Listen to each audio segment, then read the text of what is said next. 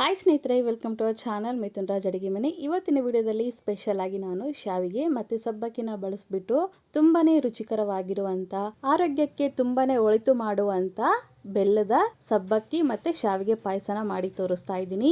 ಏನಪ್ಪ ಬೆಲ್ಲ ಹಾಕಿ ಸಬ್ಬಕ್ಕಿ ಶಾವಿಗೆನ ಮಾಡ್ತಾರೆ ಅಂದರೆ ಮಾಡ್ಬೋದು. ಕೆಲವೊಂದು ಟಿಪ್ಸ್ನ ಫಾಲೋ ಮಾಡಿದರೆ ಸಾಕು, ಆರಾಮಾಗೆ ಮಾಡ್ಬೋದು. ಹಾಲಿನಲ್ಲಿ ಬೆಲ್ಲ ಹಾಕಿದಾಗ ಹಾಲು ಕೂಡ ಒಡೆಯೋ ಚಾನ್ಸಸ್ ಇರೋದಿಲ್ಲ. ಈ ಟಿಪ್ಸ್ನ ಫಾಲೋ ಮಾಡಿದರೆ ನಿಮ್ಮ ಮನೆಯವ್ರಿಗೆ ಒಂದ್ಸರಿ ನಾನು ಹೇಳ್ಕೊಟ್ಟಂಗೆ ಈ ವಿಧಾನದಲ್ಲಿ ಪಾಯಸ ಮಾಡಿಕೊಡಿ, ನಿಮ್ಮನ್ನು ಮೆಚ್ಚೋದಂತೂ ಗ್ಯಾರಂಟಿ. ತಡ ಮಾಡದೆ ವಿಡಿಯೋ ಸ್ಟಾರ್ಟ್ ಮಾಡೋಣ. ಮೊದಲನೇದಾಗಿ ಯಾವುದಾದ್ರೂ ಕಪ್ಪಿನ ಅಳತೆಯಲ್ಲಿ ಅರ್ಧ ಕಪ್ಪಿನಷ್ಟು ಸಬ್ಬಕ್ಕಿನ ತಗೊಂಡಿದ್ದೀನಿ. ಯಾವುದಾದ್ರೂ ಕಪ್ಪು ತಗೊಳ್ಳಿ. ನೀವು ಮನೆಯಲ್ಲಿರುವ ಮಂದಿನ ನೋಡ್ಕೊಂಡ್ಬಿಟ್ಟು ಎಷ್ಟು ಬೇಕೋ ಅಷ್ಟು ಕಪ್ ಸೈಜ್ ಕಡಿಮೆ ಜಾಸ್ತಿ ಮಾಡ್ಕೋಬಹುದು. ನೀರು ಹಾಕಿ ಒಂದಲ್ಲ 2 ಸರಿ ನೀಟಾಗಿ ತೊಳೆದ್ಬಿಟ್ಟು ನಂತರ ತೊಳೆದ ಮೇಲೆ ನೀರು ಹಾಕಿ 2 ರಿಂದ 3 ತಾಸು ನೆನೆಯೋಕ್ಕೆ ಬಿಡಬೇಕು. ಅಷ್ಟು ಟೈಮ್ ಇಲ್ಲಪ್ಪ ಅಂದರೆ ಅಟ್ಲೀಸ್ಟ್ 1 ತಾಸಾದರೂ ನೆನಿಲೇಬೇಕು. ನೆಂದ ಮೇಲೆ ತೋರಿಸ್ತಾ ಇದ್ದೀನಿ ನೋಡಿ ಯಾವ ಥರ ಆಗಿದೆ. ತುಂಬಾ ಸಾಫ್ಟ್ ಆಗಿದೆ. ನಾನು ಸ್ವಲ್ಪ ಜಾಸ್ತಿ ಹೊತ್ತೆ ನೆನೆಸಿ ಇಟ್ಟಿದ್ದೆ, ಅದಕ್ಕೋಸ್ಕರ ಈ ಥರ ತುಂಬ ಸಾಫ್ಟ್ ಆಗಿದೆ. ಇದು ಪಕ್ಕಕ್ಕಿರಲಿ. ನಂತರ ಯಾವುದಾದ್ರೂ ಒಂದು ಕಡಾಯಿ ಅಥವಾ ಪಾನಲ್ಲಿ 2 ಟೇಬಲ್ ಸ್ಪೂನ್ ಅಷ್ಟು ತುಪ್ಪ ಹಾಕ್ತಿದ್ದೀನಿ. ತುಪ್ಪ ಜಾಸ್ತಿ ಕಡಿಮೆ ಮಾಡ್ಕೋಬೋದು. ನಾನಿಲ್ಲಿ ಜಸ್ಟ್ 2 ಟೇಬಲ್ ಸ್ಪೂನ್ ಅಷ್ಟು ತುಪ್ಪ ಹಾಕ್ತಿದ್ದೀನಿ. ನೆಕ್ಸ್ಟ್ ಸ್ವಲ್ಪ ಗೋಡಂಬಿ, ಸ್ವಲ್ಪ ಬಾದಾಮಿನ ಹಾಕ್ತಿದ್ದೀನಿ. ಇವನ್ನೇ ಹಾಕೋಬೇಕು ಅಂತೇನಿಲ್ಲ, ನಿಮ್ಮ ಹತ್ರ ಯಾವ ಡ್ರೈ ಫ್ರೂಟ್ಸ್ ಅವೈಲೇಬಲ್ ಇರುತ್ತೆ ಅದನ್ನು ಹಾಕ್ಕೊಳ್ಳಿ. ಗ್ಯಾಸನ್ನು ಮೀಡಿಯಂ ಫ್ಲೇಮಲ್ಲಿ ಇಟ್ಕೊಂಡೆ ಈ ಡ್ರೈ ಫ್ರೂಟ್ಸ್ನ ಸ್ವಲ್ಪ ಬಣ್ಣ ಚೇಂಜ್ ಆಗೋವರೆಗೂ ಹುರ್ಕೊಂಡು ಒಂದು ಬೌಲಲ್ಲಿ ಎತ್ತಿಟ್ಕೋಬೇಕು. ಆ್ಯಂಡ್ ನಿಮ್ಮೆಲ್ಲರ ಹತ್ರ ಒಂದು ರಿಕ್ವೆಸ್ಟ್, ನನ್ನ ಚಾನಲ್ನ ಮೊದಲನೇ ಬಾರಿ ನೋಡ್ತಾ ಇದ್ದರೆ ಪ್ಲೀಸ್ ಎಲ್ಲರೂ ದಯವಿಟ್ಟು ಸಬ್ಸ್ಕ್ರೈಬ್ ಮಾಡ್ಕೊಳ್ಳೋದನ್ನು ಮಾತ್ರ ಮರಿಬೇಡಿ. ಡ್ರೈ ಫ್ರೂಟ್ಸ್ ಎಲ್ಲ ನೀಟಾಗಿ ಫ್ರೈ ಆಗಿದ ಮೇಲೆ ಒಂದು ಬೌಲಲ್ಲಿ ಎತ್ತಿಟ್ಕೊಂಡಿದ್ದೀನಿ. ನಂತರ ಅದೇ ಕಡಾಯಿಗೆ ಯಾವ ಕಪ್ಪಲ್ಲಿ ನಾವು ಸಬ್ಬಕ್ಕಿ ತೊಗೊಂಡಿರ್ತೀವೋ ಅದೇ ಕಪ್ಪಿನ ಅಳತೆಯಲ್ಲಿ ನಾನು ಶಾವಿಗೆ ತೊಗೊಂಡಿದ್ದೀನಿ, ಅಂದರೆ ಸೇಮಿಯಾ. ನಾನಿಲ್ಲಿ ರೋಸ್ಟೆಡ್ ಸೇಮಿಯಾ ತೊಗೊಂಡಿಲ್ಲ, ಜಸ್ಟ್ ನಾರ್ಮಲ್ ಆಗಿರುವಂಥ ಸೇಮಿಯಾನ ತೊಗೊಂಡಿದ್ದೀನಿ. ಗ್ಯಾಸನ್ನು ಮೀಡಿಯಂ ಫ್ಲೇಮಲ್ಲಿ ಇಟ್ಕೊಂಡು ಸ್ವಲ್ಪ ಗೋಲ್ಡನ್ ಕಲರ್ ಬರೋವರೆಗೂ ಫ್ರೈ ಮಾಡ್ಕೋಬೇಕು. ತೀರ ಎಲ್ಲ ಗೋಲ್ಡನ್ ಕಲರ್ ಬರೋವರೆಗೂ ಮಾಡ್ಕೋಬೇಡಿ, ಜಸ್ಟ್ ಅಲ್ಲಲ್ಲಿ ಗೋಲ್ಡನ್ ಕಲರ್ ಆದರೆ ಸಾಕು. ವಿಡಿಯೋದಲ್ಲಿ ಕಾಣಿಸ್ತಾ ಇದೆ ಅಲ್ವಾ, ತೋರಿಸ್ತಾ ಇದ್ದೀನಿ ನೋಡಿ, ಇದೇ ಥರ ಆದರೆ ಚೆನ್ನಾಗಿರುತ್ತೆ. ಇಲ್ಲಾಂದರೆ ಬೇಗನೆ ಒತ್ತೋಗ್ಬಿಡುತ್ತೆ.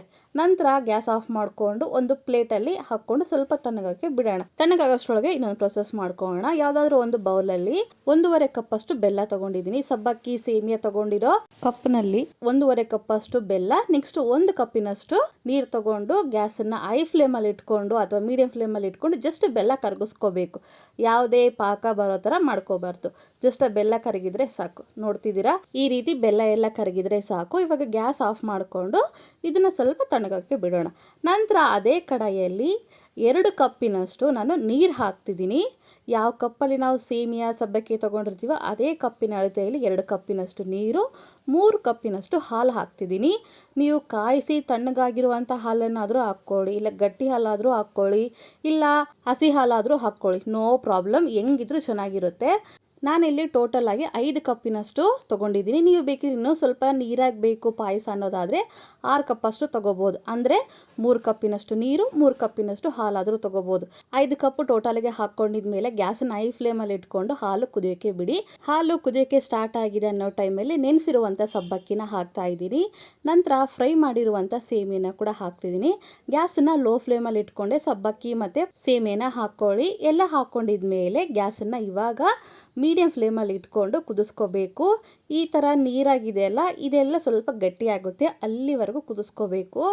ತುಂಬ ಅಂದರೆ ತುಂಬ ರುಚಿಕರವಾಗಿರುತ್ತೆ. ಒಮ್ಮೆ ಟ್ರೈ ಮಾಡಿ ನೋಡಿ. ಟ್ರೈ ಮಾಡಿದ್ಮೇಲೆ ನೀವೇ ಹೇಳ್ತೀರಾ, ಹೌದಲ್ಲ ಎಷ್ಟು ಸೂಪರಾಗಿದೆ, ಎಷ್ಟು ಸಖತ್ತಾಗಿದೆ ಅಂತ.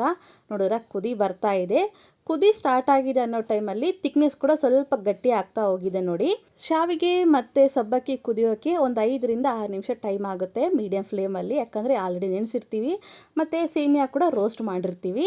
ಈ ಥರ ಕ್ರೀಮಿ ಟೆಕ್ಸ್ಚರ್ ಬರುತ್ತೆ ನೋಡಿ. ಈ ಥರ ಗಟ್ಟಿಯಾಗಿದೆಯಲ್ಲ, ಸೇಮಿಯಾ ಸರಿಯಾಗಿ ಕುದ್ದಿದೆನಾ ಇಲ್ಲ ಅಂತ ಈ ರೀತಿ ಒಂದು ಸೇಮಿಯಾ ತೊಗೊಂಡು ಈ ರೀತಿ ಪ್ರೆಸ್ ಮಾಡಿದರೆ ಕಟ್ಟಾಗುತ್ತೆ. ಇವಾಗ ಸರಿಯಾಗಿ ಕುದ್ದಿದೆ ಅಂತ ಅರ್ಥ.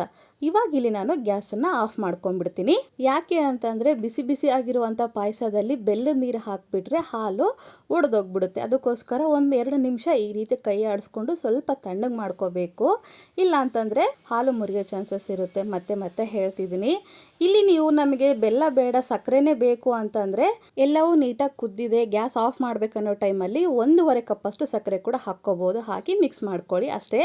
ಇಲ್ಲಿ ನಾನು ಸ್ವಲ್ಪ ತಣ್ಣಗೆ ಮಾಡಿಕೊಂಡು ಇವಾಗ ಶೋಧಿಸ್ಕೊಂಡು ಬೆಲ್ಲದ ನೀರನ್ನು ಹಾಕ್ತಾ ಇದ್ದೀನಿ. ಈ ರೀತಿ ಶೋಧಿಸ್ಕೊಂಡೇ ಹಾಕ್ಕೊಳ್ಳಿ, ಇಲ್ಲಾಂದರೆ ತುಂಬ ಕಸ ಇರುತ್ತೆ. ನೋಡಿದ್ರೆ ಎಷ್ಟು ಕಸ ಬಂದಿದೆ. ಇವಾಗ ನಿಧಾನವಾಗಿ ಕಲಿಸ್ತೀನಿ.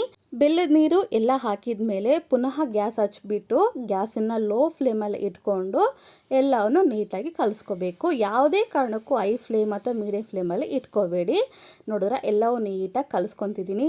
ಕನ್ಸಿಸ್ಟೆನ್ಸಿ ನೋಡಿದ್ರೇ ಎಷ್ಟು ಚೆನ್ನಾಗಿದೆ ಅಲ್ಲ. ಒಂದು ಸರಿ ಮಾಡ್ಕೊಳ್ತೀನಿ, ನಿಜವಾಗ್ಲೂ ಹೇಳ್ತಿದ್ದೀನಿ, ತುಂಬ ಅಂದರೆ ತುಂಬ ಇಷ್ಟ ಆಗುತ್ತೆ ಆ್ಯಂಡ್ ಫಿದಾ ಆಗೋಗ್ತಾರೆ, ಅಷ್ಟು ರುಚಿಯಾಗಿರುತ್ತೆ.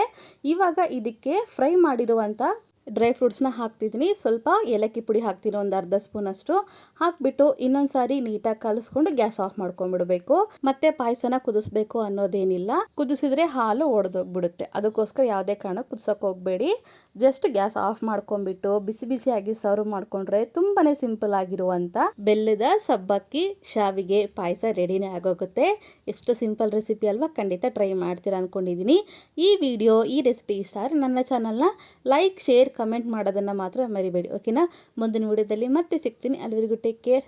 ಬಾಯ್.